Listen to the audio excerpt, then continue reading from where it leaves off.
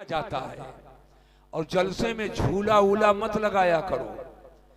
जलसा और मेला में बहुत फर्क है। मेला में झूला लगता है, मेले के अंदर ठेला लगता है, मेले में रिबिन चोटी की दुकान होती है।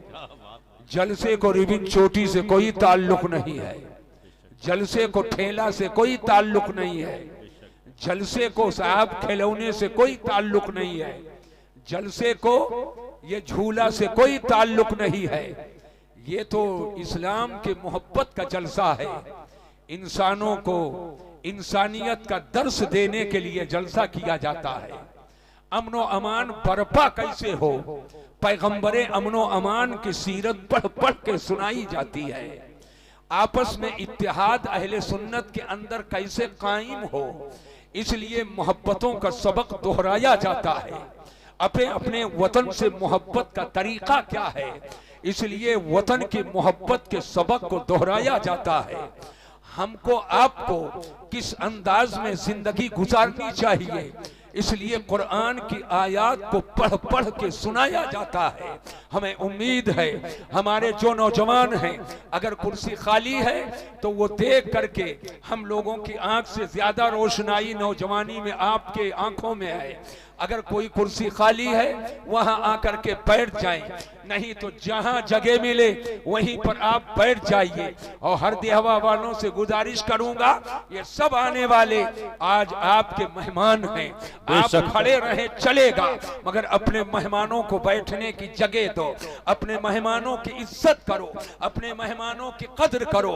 इसलिए कि आज ये तुम्हारे बाप के नाम पर नहीं आए हैं, आज ये रसूल पाक के नाम पर आए हैं, नबी की मोहब्बत में आए हैं। आपको फख्र होना चाहिए कि मैंने दावत इस्लाम के लिए, मैंने दावत इस्लाम के लिए, मैंने इस्लामी तालीमात को आम करने के लिए, इशाअत इस्लाम और सुन्नियत के खातिर आज मैंने नबी की मोहब्बत में डूब कर अपने गांव में जलसा सजाया है और जलसा मुनअकिद किया है। तो हुजूर की मोहब्बत में लब्बैक कहते हुए ये पूरा इलाका इकट्ठा हो गया है। आप फख्र करो कि अल्हम्दुलिल्लाह आज हमको सबकी खिदमत का मौका मिल रहा है। अल्लाह तबारक व तआला हमको आपको इस्लाम और सुन्नियत पर दवामों से बात अता फरमाए और इस जलसे की रहमतों बरकतों और फरहतों से माला माल फरमाए। शहर उतरौला और कुर्बो जवार की जिम्मेदार शख्सियतें, दरसगाह के उलमा, ये सभी मिंबर पे तशरीफ फरमा है। हमारे शहर का एक इदारा जामिया अली हसन है, वहाँ के शेखुल हदीस सदरुल मुदर्रिसीन हजरत अल्लामा मौलाना महबूब अली साहब क़िबला अशरफी वो भी तशरीफ फरमा है।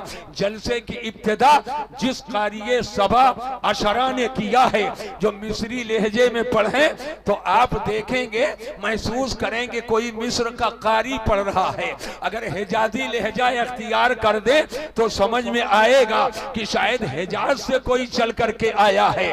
बज़ाहिर आंखों में नूर नहीं है, लेकिन दिल उनका इतना रोशन है कि हिजाजी भी लहजा उनके पास है, हुसैनी भी लहजा उनके पास है, साहब मिस्री भी लहजा उनके पास है, रकबी भी लहजा उनके पास है।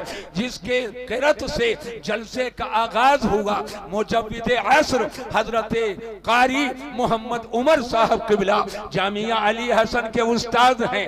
जामे मस्जिद, बड़ी मस्जिद के खतीब व इमाम भी यहाँ पर बैठे हैं। दारुल उलूम ज़ियाउल इस्लाम के असातिज़ा भी हैं। जामिया गौसिया जो सिर्फ इलाके का मरकजी अदारा नहीं है, मुल्क गिर पैमाने पर जहाँ के फारिगीन हिंदुस्तान के कोने कोने में इस्लाम और सुन्नियत के खिदमत के फराइज अंजाम दे रहे हैं, वहाँ के जिम्मेदारान भी हैं। मैं खुद बनफ्से नफीस हाजिर हूँ और आप तमामी हजरात हैं। मैं यहीं से अब अपनी गुफ्तगू को आगे बढ़ाना चाहता हूँ। आला हजरत, सुभान अल्लाह, सुभान अल्लाह। आला हजरत से मोहब्बत है, सब हाथ उठाकर जोर से बोलो सुभान अल्लाह। ऐसे नहीं चलेगा, मोहब्बत से बोलो। इसमें कहीं से कोई डाउट नहीं है। ये इलाका ऐसा है कि अगर आला हजरत का नाम ना लो तो तकरीर ही नहीं जमेगी इंशाअल्लाह। और यही इलाका क्या है, हर जगह ये माहौल है। लेकिन यहाँ का माहौल और रंग ही कुछ और है। आला हजरत सुभान अल्लाह, सुभान अल्लाह। मैं एक एक लक़ब दोहराता हूँ और यहीं से तकरीर आगे बढ़ा दूं। सब एक एक लक़ब सुन करके और हाथ उठा करके मोहब्बत से जोर से बोलना सुभान अल्लाह। आला हजरत सुभान अल्लाह, अजीमुल बरकत सुभान अल्लाह, इमाम अहले सुन्नत सुभान अल्लाह, आकाए नेमत सुभान अल्लाह, दरियाए रहमत सुभान अल्लाह, मुजद्दिदे आज़मे दीनो मिल्लत सुभान अल्लाह, गव्वासे बहरे मारिफत सुभान अल्लाह, सैयदी सरकारे आला हजरत सुभान अल्लाह, सुभान अल्लाह, सुभान अल्लाह। मुफ्ती साहब माशाअल्लाह, बारगाहे रसालत में अर्ज करते हैं जामिया अनवारे मिल्लत छितरपारा के उस्ताद हजरत अल्लामा अली हसन साहब, बेशक सुभान अल्लाह। पूरी नुमाइंदगी पूरे इलाके की हो रही है। और ये मैं कह सकता हूँ इस जलसे की तैयारी हरदी हवा वाले पूरे साल करते हैं, बेशक पूरे साल करते हैं और पूरे लगन से करते हैं। वरना ये शादी ब्याह के जमाने में लगन के दौर में जी, इतना बड़ा मजमा जी, माशाअल्लाह। अल्लाह इस जलसे को अपनी बारगाह में कबूल फरमाए, आमीन। आला हजरत इमाम अहले सुन्नत ने बारगाहे रसूल में अर्ज किया है। मैं चाहता हूँ आला हजरत की लिखी हुई नात के मैं चंद शेर पढ़ूं। सुभान अल्लाह, अरे बोलो पढ़ा जाए कि ना पढ़ा जाए? सुभान अल्लाह, सुभान तो कारी अहमदुल फत्ताह साहब का तरन्नुम कहां से लाऊं? कारी सनाउर रहमान का ततर्रुब कहां से लाऊं? मौलाना मोइन अख्तर का लहजा कहां से लाऊं? गुलाम गौस गजाली की तरन्नुम रेजी कहां से लाऊं? लेकिन नहीं, मैं तहतल लफ्ज पढ़ूंगा। बाशऊर लोग बैठे हैं इसलिए पढ़ना चाहता हूं। इनको छिलकों से कोई गरज नहीं है, इनको तो मगजे माना चाहिए। कथरी कटहल की कथरी फेंको और कोवा रखो। अकलमंद वो है जो मूंगफली का दाना ले ले और छिलका फेंक दे, और बेवकूफ वो है जो दाना फेंके और छिलका जेब में रखे। आला हजरत इमाम अहले सुन्नत फरमाते हैं जमीनो जमा तुम्हारे लिए, ऐसे नहीं, तुम्हारे से मुराद हुजूर सुभान अल्लाह, सुभान अल्लाह, सरकारे मदीना सुरूरे कल्बो सीना सल्लल्लाहु अलैहि वसल्लम की जात है। अब पूरा मजमा मैं चाहूंगा जब मैं इशारा करूं तो जानिबे मदीना हमारे यहां से इसी तरफ है, हाथ उठाकर और दिल को मदीना शरीफ की तरफ झुकाकर और दिलो दिमाग को बारगाहे रसूल की तरफ मुतवज्जे करके जब मैं इशारा करूं तो पूरा मजमा हाथ उठाकर कहे तुम्हारे लिए। सब मुतवज्जे हो जाओ।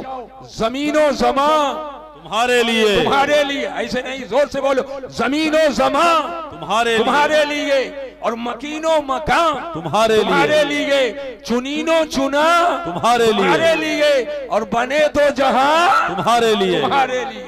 हजरत और आला हजरत इमाम अहले सुन्नत फरमा दे, लड़के बैठ जाओ, बैठ जाओ, बैठ। आला हजरत फरमाते हैं दहन में ज़बान, ऐसे नहीं, भूल गए सबक क्या? दहन में ज़बान तुम्हारे लिए और बदन में है जान। ये बदन की ताकत इसलिए नहीं है कि रात के 12 बजे और ब्रिज पर मिस कॉल मार के बैठे रहो। ये बाजू में ताकत इसलिए नहीं है कि जालिम की हिमायत करो। ये बाजू में ताकत इसलिए नहीं है कि किसी के मकान को आग लगा दो। ये बाजू में ताकत इसलिए नहीं है किसी बहन बेटी के सर से दुपट्टा खींच लो। ये बाजू में ताकत इसलिए नहीं है कि किसी के सीने पे भूत चढ़ करके रौंदते हुए चले जाओ। ये बाजू में ताकत इसलिए नहीं है कि तुम किसी पर जुल्म ज्यादती करो। ये बाजू में ताकत इसलिए नहीं है कि तुम बर्बरियत और जुल्म का पेशा इख्तियार करो। ये बाजू में ताकत इसलिए नहीं है कि इंसानियत को रौंदते हुए चले जाओ। ये बाजू में ताकत इसलिए नहीं है कि तुम मानवता का मर्डर करो। ये बाजू में ताकत इसलिए नहीं है कि तुम इंसानियत का खून करो, नहीं, बल्कि आओ देखो आला हजरत इमाम अहले सुन्नत क्या फरमाते हैं, या रसूल अल्लाह बदन में है जान, दहन में ज़बान, दहन में ज़बान तुम्हारे लिए और बदन में है जान तुम्हारे लिए। या रसूल अल्लाह हम आए यहाँ तुम्हारे लिए और उठे भी वहां तुम्हारे लिए। हजरात सहन को हाजिर कीजिए, अल्लाह ताला जल्ला मद्दुहुल करीम ने हमको 32 दांत के बीच में एक नरमो नाजुक जबान अता फरमाई है। ये जबान जो 32 दांत के बीच में है, दांत टाइट है, सख्त है, नोकीला है और जबान बिल्कुल मुलायम है। अब यहीं से आप समझ सकते हैं कि मुलायम चीज को कितने सख्तियों के पहरे में रखा गया है।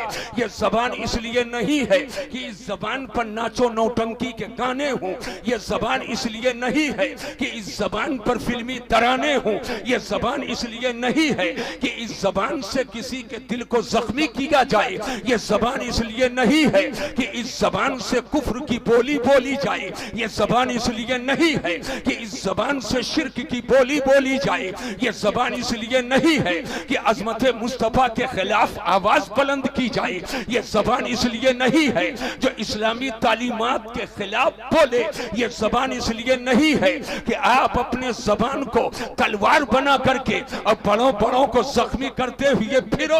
और ये बाजू अल्लाह ने दिया है और बाजू में ताकत बाजू दिया है, ये कुव्वत बाजू इसलिए नहीं है कि जुल्म ज़ियादती करो, बल्कि सुनो ये जबान अल्लाह ने 32 दांत के बीच में अता फरमाई।